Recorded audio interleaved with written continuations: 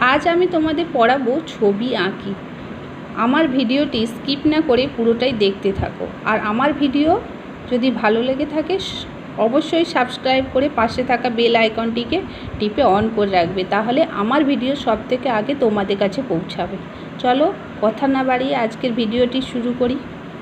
দেখো কী লেখা রয়েছে, আমরা চিড়িয়াখানা বেড়াতে গিয়েছিলাম, অনেক পশু ও অনেক পাখি দেখলাম, খুব ভালো লেগেছে, খুব আনন্দ পেয়েছি, পশু পাখিগুলোকে খুব মনে পড়ছে, একটা খাতায় ওদের ছবি এঁকে রাখতে ইচ্ছে করছে, কিন্তু পশু পাখি ছবি আঁকা বেশ শক্ত।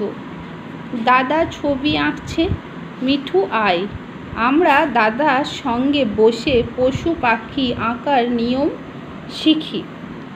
দাদা বলল, সব ছবি কতগুলো সোজা দাগ ও কতগুলো বাঁকা দাগ দিয়ে আঁকা যায়। আমরা সোজা দাগ আঁকলাম, বাঁকা দাগও আঁকলাম। এবার আমরা সোজা দাগ ও বাঁকা দাগ দিয়ে খুব সহজ সহজ ছবি আঁকি। দেখো প্রথমে এটা কি আঁকা রয়েছে, ত্রিভুজ, তাই তো? ত্রিভুজ ইংলিশে বলে ট্রায়াঙ্গেল। এইটাকে কি বলে? বাংলায় বলে বর্গক্ষেত্র। বর্গক্ষেত্র ইংলিশে বলে স্কয়ার।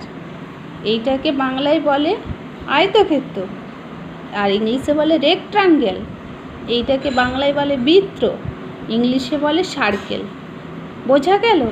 আজ এই পর্যন্তই, পরের ভিডিও নিয়ে আবার ফিরে আসছি।